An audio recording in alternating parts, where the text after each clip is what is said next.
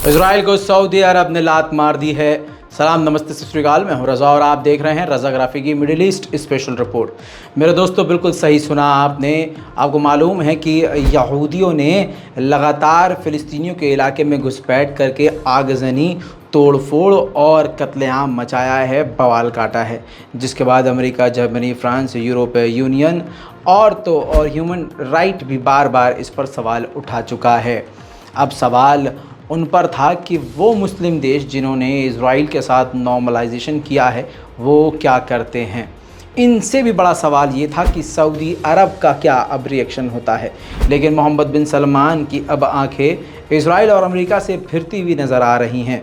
America ने एड़ी चोटी का जोर लगा कर भी ये पूरी कोशिश करी थी कि इज़राइल के साथ सऊदी अरब नरम पड़ जाए, लेकिन मोहम्मद बिन सलमान ने अमेरिका को पहले ही नकार दिया था और साफ इनकार कर दिया था कि जब तक 2 स्टेट सॉल्यूशन नहीं होता तब तक इज़राइल के साथ कोई भी नॉर्मलाइजेशन नहीं हो सकता। इसी बीच में सऊदी अरब ने इज़राइल को ज़ोरदार लात एक बार और मार दी है। दोस्तों, आपको मालूम है कि यहूदियों ने फ़िलिस्तीनियों के इलाकों में घुसपैठ करके क्या गदर मचाई है। इसी बीच में सऊदी अरब के मोहम्मद बिन सलमान यानी सऊदी अरब पेरिस में, फ्रांस की राजधानी में एक समिट होने वाला था जिसमें बड़े बड़े देश वहाँ मौजूद होते। उसमें इज़राइल को भी इनवाइट किया गया था। सऊदी अरब उसको होस्ट करता, सऊदी अरब उसको लीड करता, मोहम्मद बिन सलमान उसको लीड करते। दोस्तों, फ़िलहाल इज़राइल को इसमें इनवाइट किया गया था, लेकिन पिछले कई हफ़्तों से जब ये इज़राइल की तस्वीरें सामने आई हैं जिसमें यहूदियों ने फ़िलिस्तीनियों के मकानात को आग के हवाले किया है, इसके बाद सऊदी अरब पूरी तरह से भड़क गया है। मोहम्मद बिन सलमान ने उस समिट में से जो मीटिंग होने वाली थी फ्रांस की राजधानी पेरिस में, उस मीटिंग में से इज़राइल को लात मारकर निकाल दिया है। अब उस मीटिंग में इज़राइल शामिल नहीं हो सकता।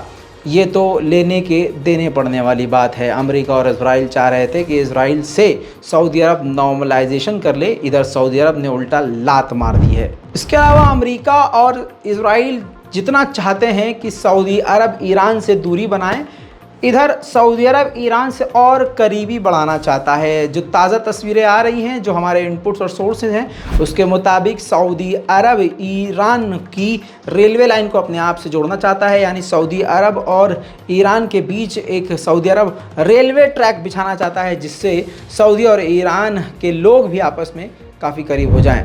दोस्तों, यूएई के साथ भी ईरान के रिश्ते काफ़ी तल्ख थे, लेकिन सऊदी अरब के और ईरान के रिश्ते ठीक होने के बाद तमाम अरब देश काफ़ी नरम पड़ चुके हैं ईरान के लिए। इसी बीच में यूएई, जिसका हमेशा से एक द्वीप को लेकर, एक आइलैंड को लेकर मसला अटकता रहता था, उस मामले को किनारे रखते हुए भी यूएई और ईरान ने मुलाकात कर ली है। दोस्तों, ताज़ा तस्वीरों में आप देख रहे हैं कि ईरान के विदेश मंत्री अपनी पूरी डेलीगेशन के साथ यूएई पहुंचे हैं और वहां के प्रेसिडेंट से मुलाकात करी है। तमाम मुलाकात के बाद कई अहम मुआहदे दोनों के बीच में कई एग्रीमेंट हुए हैं, जिसमें एयर ट्रांसपोर्ट एग्रीमेंट हुआ है। साथ में कहा जा रहा है कि और भी कई डील इसी हफ्ते सामने आने वाली है। इसके अलावा ईरान के फॉरेन मिनिस्टर ने यूएई के प्रेसिडेंट को ईरान के लिए इनवाइट किया है। बहुत जल्द यूएई के प्रेसिडेंट ईरान भी पहुंच सकते हैं। दोस्तों, डेनमार्क में ईरान के एनवॉय के ऊपर वहां रहने वाले एक ईरानी ने चाकू से हमला कर दिया। गनीमत ये रही कि उस चाकूबाज को गिरफ्तार कर लिया गया है। वहीं पाकिस्तान के प्रधानमंत्री भी पूरी दुनिया में बेइज्जती करवाते रहते हैं। सिर्फ हमारा वाला आगे नहीं है, इनके वाले भी बहुत आगे हैं। फ्रांस की राजधानी पेरिस पहुंचे थे शहबाज शरीफ। वहाँ पर जो वहाँ महिला अधिकारी थी वो छाता लेकर, क्योंकि बारिश हुई थी, छाता लेकर शहबाज शरीफ के लिए खड़ी थी, तो महिला का छाता लेकर शहबाज शरीफ, हमें लगा कि अच्छा, कितने अच्छे एथिक्स हैं, कितने मतलब कितना अच्छे संस्कार हैं कि महिला को छाता नहीं पकड़ने दे रहे हैं, कह रहे हैं कि आओ बहन बिटिया तुम हमारे साथ आ जाओ, ये कह रहे होंगे। लेकिन पाकिस्तान के प्रधानमंत्री ने क्या किया, छाता लिया और ख़ुद ही अकेले अकेले आगे बढ़ गए और बिटिया को अकेले भीगने दिया। तस्वीरें सोशल मीडिया पर वायरल है, जिससे पाकिस्तान घिंचाई हो रही है।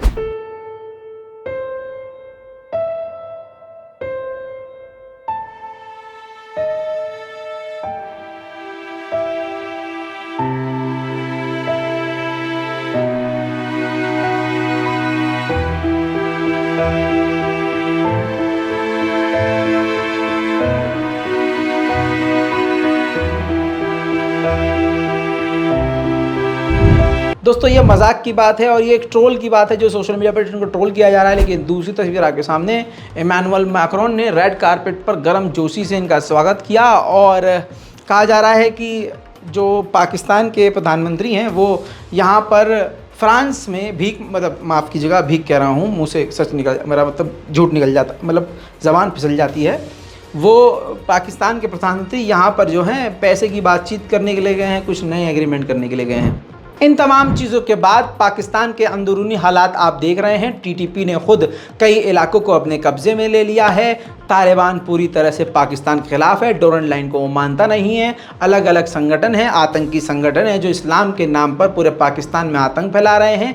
महंगाई बढ़ती जा रही है, गरीबी और भी ज़्यादा सड़ सड़ कर बोल रही है। अमीर और अमीर हो रहा है, गरीब और गरीब हो रहा है और गरीब तो बिल्कुल मौत के मुँह में जा चुका है। पाकिस्तान के हालात ये हैं।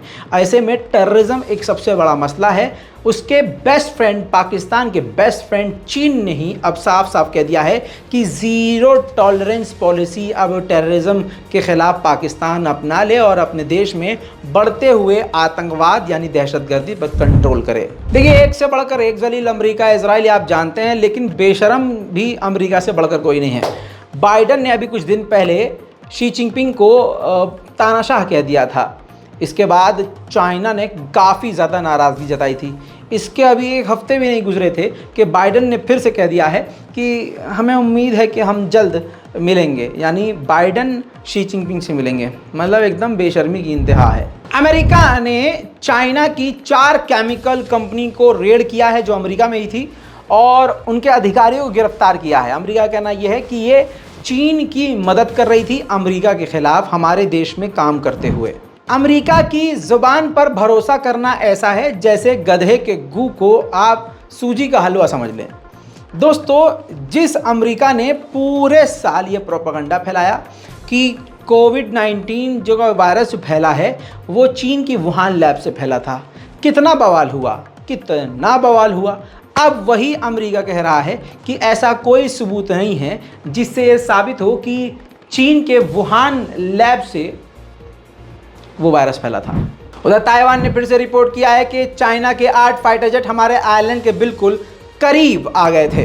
उधर दोस्तों, अमेरिका ने ना जाने क्यों टॉप न्यूक्लियर देशों की इमरजेंसी मीटिंग इजिप्ट में बुलाई है, जिसमें अमेरिका खुद है, फ्रांस है, चाइना, रशिया और यूके है। ये 5 देशों की न्यूक्लियर देशों की मीटिंग बुलाई है। अब अमेरिका के दिमाग में क्या है, कौन सा डर है, ये तो अमेरिका जाने और कुछ दिन बाद ये बात सामने आएगी। पूरी दुनिया की सारी बड़ी खबरें 10 मिनट में आपके सामने। कैसी लगी रिपोर्ट नीचे कमेंट कीजिएगा, रिपोर्ट को शेयर कीजिएगा और मुझे अपनी दुआओं में याद रखिएगा। जय हिंद।